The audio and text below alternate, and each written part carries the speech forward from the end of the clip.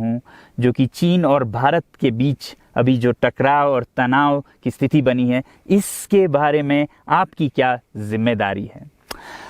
मैं लद्दाख में हूँ और आप देख रहे हैं सिंधु नदी को बहते हुए यहाँ, और वो जो पहाड़ियाँ हैं उनके पीछे नुब्रा और चांगतांग के वो इलाके हैं जहाँ पर ये तनाव बढ़ता जा रहा है। हज़ारों सैनिक वहाँ ले जाए जा चुके हैं, सुनने में आया है। चीनी वायुसेना के जहाज़ भी वहाँ तैनात किए गए हैं, और 1 घंटे पहले भारतीय वायुसेना के जहाज़ भी मेरे ऊपर मंडरा रहे थे।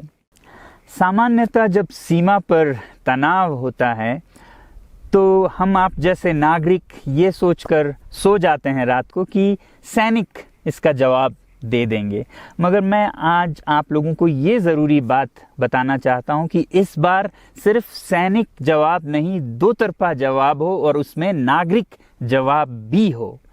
तो आप जैसे नागरिक दिल्ली, मुंबई और बेंगलोर और अनेक शहरों से क्या कर सकते हैं इसमें, ये समझने के लिए पहले हमें समझनी होगी चीन की ये हरकत और वो ऐसा क्यों कर रहा है। आपने देखा होगा कि ये सिर्फ भारत के साथ नहीं हो रहा है, बल्कि पिछले कई हफ्तों से चीन ये दक्षिण चीनी सागर में वियतनाम, ताइवान और अब हांगकांग के साथ भी छेड़खानी कर रहा है। और मेरा ये विश्लेषण है कि वो ये सब किसी देश के साथ दुश्मनी के वजह से ज़्यादा अपने अंदर की समस्याओं को सुलझाने के लिए कर रहा है। आज चीन को सबसे बड़ा डर है तो अपने जनता से डर है। उनकी 140 करोड़ की आबादी, जो कि एक बंधुआ मजदूर की तरह बिना मानवाधिकारों के चीनी तानाशाह सरकार के लिए काम करते हैं और उसे धनी बनाते हैं, जब वो नाराज़ हो जाए तो फिर एक क्रांति की सी परिस्थिति बन पड़ती है, और इससे चीन बहुत डरता है। आज कोरोना के प्रकोप के बाद चीन में फैक्ट्रियां बंद हैं, एक्सपोर्ट्स बंद हैं और बेरोज़गारी 20% तक बढ़ चुकी है। लोग बहुत नाराज़ हैं, क्रांति हो सकती है, तख्ता पलट हो सकता है। इसीलिए चीन पड़ोसियों से दुश्मनी करके अपनी जनता को अपने साथ जोड़ने में लगा हुआ है, और ये पहली बार नहीं कर रहा है। 1962 में जब भारत के साथ जंग की तो वो जंग भी उसने अपने जनता को संभालने के लिए की थी। तब 4 साल का अकाल और भूखमरी हुई थी, और इससे ध्यान हटाने के लिए ये जंग की थी। चीन के लिए अपनी जीडीपी और जो खुशहाली है उसे बढ़ाते रहना बहुत ही ज़रूरी है, और जिस दिन जीडीपी घट जाए वहाँ की जनता क्रांति के लिए तैयार है। मैं तो कहता हूँ कि इस बार भारत की बुलेट पावर से भी ज़्यादा वॉलेट पावर काम आएगी। जो नागरिक पैसा खर्चते हैं चीन के सामान को खरीदने में, ज़रा सोचिए, हम आप भारतीय उद्योग को मारकर चीन से मूर्तियों से कपड़ों तक हर साल 5 लाख करोड़ के सामान खरीदते हैं, और फिर यह पैसा आगे जाकर हमारे सीमा पर हथियार और बंदूक बनकर हमारे सैनिकों के मौत का कारण बन सकती हैं। तो इसलिए अगर हमारे देश के 130 करोड़ लोग और 3 करोड़ जो भारतीय बाहर के देशों में हैं, सब मिलकर भारत में और बल्कि दुनिया भर में एक boycott made in China movement या अभियान शुरू करते हैं, तो आज दुनिया भर में चीन के प्रति रोष है। हो सकता है कि सारी दुनिया साथ आए और इतने बड़े स्तर पर चीनी व्यापार का बॉयकॉट हो कि चीन को जिसका सबसे बड़ा डर था वही हो, यानी कि उसकी अर्थव्यवस्था डगमगाए और उसकी जनता रोष में आए, विरोध और तख्ता पलट। और अगर हम ऐसा नहीं करते हैं तो कितनी बदनसीबी की बात होगी भारत के लिए, ज़रा सोचिए।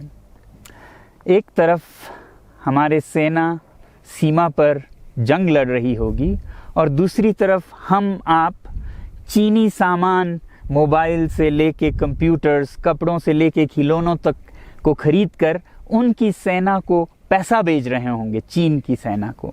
ये तो हुई हार्डवेयर की बात। दूसरी तरफ हमारी युवा चीनी सॉफ्टवेयर, एप्स, गेम्स जैसे टिकटॉक, शेयरिट, इन सब में मस्त उन्हें दूसरी तरफ से करोड़ों करोड़ों का पैसा भेज रहे होंगे। तो इसलिए बहुत ज़रूरी है कि हम एक नागरिक जवाब ज़रूर दें और इसे एक अभियान बनाएं, ग्लोबल मूवमेंट की तरह।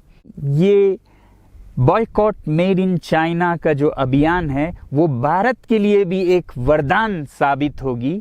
जैसा कि हमारे प्रधानमंत्री ने एक विजन हमें दिया था स्वावलंबन का, सेल्फ रिलायंस, वो तब हो सकता है जब हमारे अपने उद्योग फलें फूलें।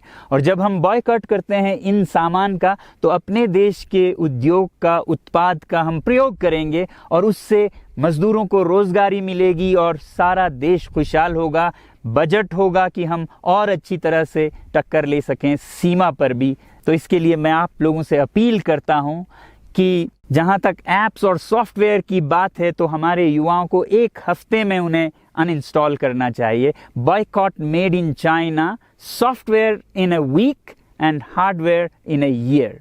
क्योंकि साजो सामान के लिए वक्त लगेगा हमारे अपने देश से और बाहर से विकल्प निकलने तक, तो उसे हम एक साल के अंदर कर सकते हैं। तो ये हम न सिर्फ अपना प्रतिज्ञा करें बल्कि 100 और लोगों को इसके बारे में समझाएं, शेयर करें सोशल मीडिया पर, और हमारी जो मीडिया है वो जनता तक, देश के कोने कोने तक पहुंचाए।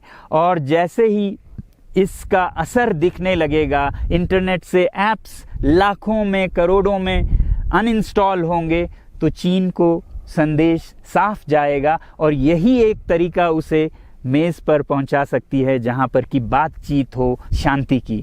तो जाते जाते मैं ये बता दूं कि मैं क्या करने जा रहा हूं।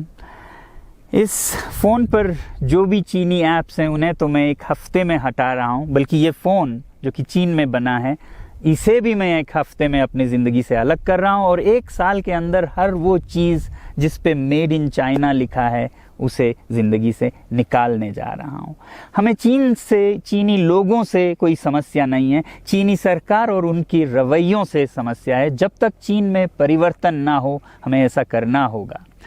और आप लोगों से मैं अपील करता हूं कि आप अपने शहर में, अपने मोहल्ले में ऐसे इवेंट्स करें जहां लोग प्रतिज्ञाएं करें कि चीनी सामान का बहिष्कार करें जब तक चीन में परिवर्तन ना हो।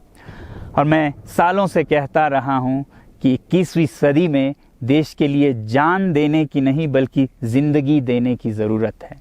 लद्दाख में बढ़ते हुए ये देश के लिए जान देने का कारोबार बहुत देखा, और जहां एक तरफ मैं सलाम करता हूं उन लोगों के लिए, उन लोगों को जिन्होंने देश के लिए जान दिया, मगर इस 21वीं सदी में मेरा ख्याल है कि देश के लिए जान देने की नहीं, जिंदगी देने की ज़रूरत है।